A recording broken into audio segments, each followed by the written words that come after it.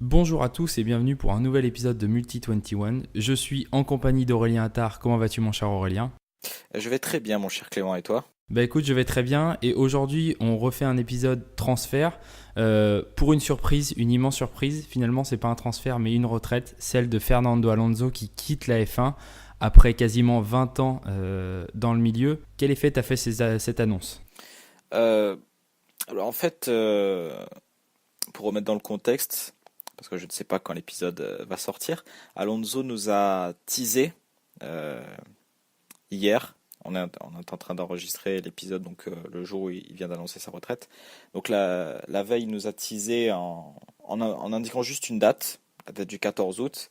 Et en fait, le compte Twitter de l'IndyCar a retweeté, a ajouté un petit commentaire. Du coup, ça laissait penser à une retraite. Euh, mais bon, avant justement ce tweet, c'était, je dirais pas impensable, mais la suite logique de la carrière d'Alonso, c'était une année supplémentaire chez McLaren, d'autant plus que Alonso a passé déjà le cap de 300 Grands Prix et peut-être qu'il souhaitait battre le record de Barrichello qui est de 320 et quelques Grands Prix. Donc cette nouvelle, c'était vraiment un choc. Parce que bon, Alonso c'est un monument du sport auto, un monument de la F1 et donc du coup voir un grand champion, une légende même partir, ça fait toujours quelque chose. Je ne sais pas ce que tu en penses. Bah alors ouais, alors c'est vrai qu'on reviendra sur sa carrière en fin de saison au moment de sa vraie retraite. Aujourd'hui, c'est plus pour réagir à cette annonce. Moi, je trouve que c'est un peu un serpent de mer en fait. On a vu depuis son arrivée chez McLaren beaucoup de news qui allaient dans ce sens-là depuis 4 ans, dans le sens d'un départ lié au problème avec le moteur Honda, lié au problème d'organisation. On le sait, Eric Boulier est parti cette saison. On en reparlera dans l'épisode sur McLaren, sur le bilan de mi-saison, mais il y avait beaucoup de désorganisation dans cette équipe. Et en fait, c'est quelque chose qui était récurrent depuis 4 ans, ces effets d'annonce. Et bah, ça arrive et c'est quand même une surprise parce que Alonso, c'est un des deux dinosaures actuels de la F1 avec Raikkonen. C'est des mecs qui sont en place depuis 2001, ce qui est absolument immense. Le gars, voilà, on reviendra plus en détail sur son palmarès en fin de saison, mais double champion du monde quand même. Euh, 32 victoires, je pense pas qu'il y en aura 33e. Finalement, le voir quitter la F1, ça reste, même si on le savait, parce qu'il a annoncé depuis longtemps son envie de gagner la triple couronne, il a gagné Le Mans cette année, il va courir en 2019-2020, la saison prochaine sans doute avec Toyota aussi. Donc jusqu'en mi-2020, il sera en endurance.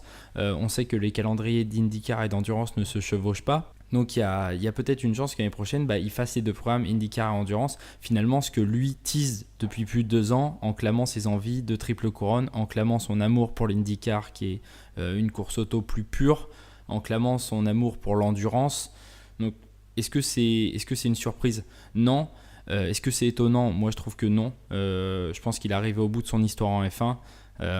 Moi, ça me fait beaucoup de mal parce que c'est un pilote que j'admire, mais euh, le plus beau est passé. Le plus beau est passé depuis l'époque Ferrari. En fait, Exactement. je pense que 2012, ça a vraiment été la cassure dans sa carrière parce qu'il a tellement été à deux doigts de gagner ce troisième titre. Il en parlait dans chaque interview. Il disait mon plus beau titre, ce sera celui avec Ferrari. C'est peut-être la saison où il pilote le mieux aussi.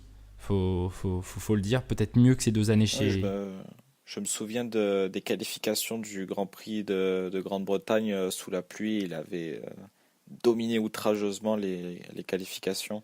Tout à fait. Et puis, je ne sais pas si tu te rappelles aussi au Brésil ce fameux dépassement sur deux voitures, Massa et Weber, Oui, qui est, Massa et Weber au premier qui est virage. incroyable et qui est à la fin du premier tour. C'est-à-dire qu'il reste encore 67 tours à faire et le mec n'hésite pas à aller chercher dès la fin du premier tour ce dépassement.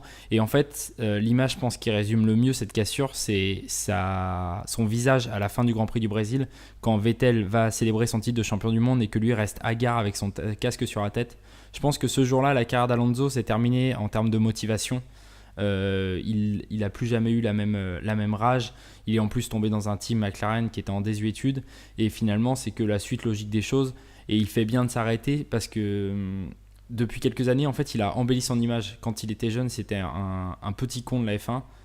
Beaucoup de personnes ne l'appréciaient pas par rapport à son caractère. Et depuis quelques années, je trouve qu'il a réussi à se faire passer pour le gentil papy de la F1 et qui parte sur cette bonne note en plus de tout ce qu'il a fait, c'est le bon moment, il choisit sa sortie, félicitations à lui, et je suis pas plus surpris que ça en fait.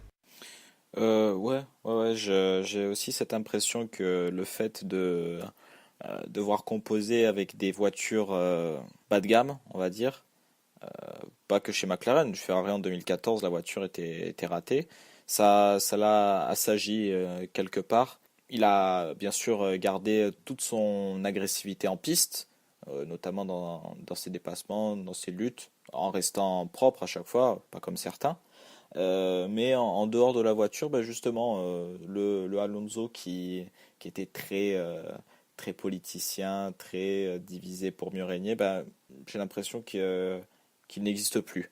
Ouais, c'est vrai. Entre le Alonso de 2005 à 2007, qui était un peu Attila le 1, partout où il passait, plus rien ne repoussait, s'est transformé en quelqu'un, un ambassadeur de la F1 à travers le monde pour son image. On l'a vu en début d'année aller à Daytona, faire les 24 heures de Daytona, chose qui n'était plus arrivée pour un pilote champion du monde de F1 depuis, je pense, au moins 40 ans. C'est le voir ambassadeur de la F1 dans d'autres catégories, c'était très important à voir. Et puis on le sait, son image qu'il a travaillé, on l'a vu à Indy en 2017, il va la garder pour la suite. Je pense que plein de gens vont se mettre à regarder l'IndyCar pour Alonso. Il va faire des coups de com' incroyables. Je me rappelle que pour sa première séance d'essai à Indianapolis en 2017, il y avait un nombre incroyable de personnes qui regardaient en direct la première séance d'essai parce que c'était Alonso. Et voilà, je pense qu'aujourd'hui il veut suivre ce rêve. À ton avis, il a déjà deux des 3 titres, puisqu'il a déjà Monaco et Le Mans. Est-ce que tu penses qu'il va réussir à aller chercher Indy en plus et s'asseoir comme le deuxième pilote de l'histoire à réussir la triple couronne?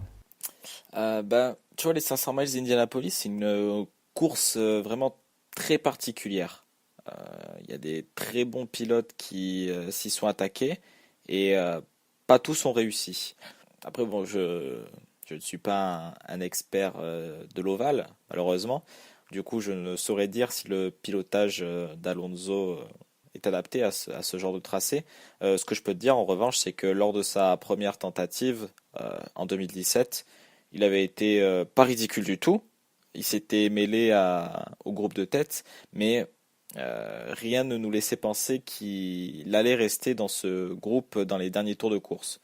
Je pense que s'il va en IndyCar, il sera dans une très bonne équipe, étant donné qu'on parle de Monsieur Fernando On Alonso. parle d'un jumelage entre McLaren et Andretti.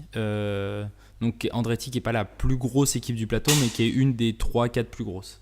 Bien sûr, mais il me semble que Hunter avait gagné pour le compte d'Andretti les 500 miles en 2014 ou en 2015, quelque chose comme ça. Donc ouais, ils ont l'expérience, ils ont les bons pilotes aussi, donc Alonso sera très bien entouré, très bien conseillé, vu que ce sera un néophyte dans cette catégorie. Donc je pense que le succès viendra, mais qu'il faudra qu'il se montre avant tout très patient. Eh ben, écoute, je pense qu'on a fait le tour sur cette annonce d'Alonso qui en surprendra plus d'un. Alors, ça va avoir des répercussions dont on va parler lorsqu'on fera l'épisode sur McLaren. Peut-être qu'il sera sorti lorsque vous écouterez cet épisode sur quel sera le deuxième pilote McLaren. On reviendra en fin de saison, bien évidemment, sur son immense carrière en F1 et sur ce qu'il attend après de façon plus étayée, que ce soit en endurance, en IndyCar ou peut-être autre. On reviendra dessus. Et puis, on vous salue bien fort. Mon cher Aurélien, je te remercie d'avoir parlé d'Alonso avec moi. Merci à toi. Et puis, on vous dit à la prochaine.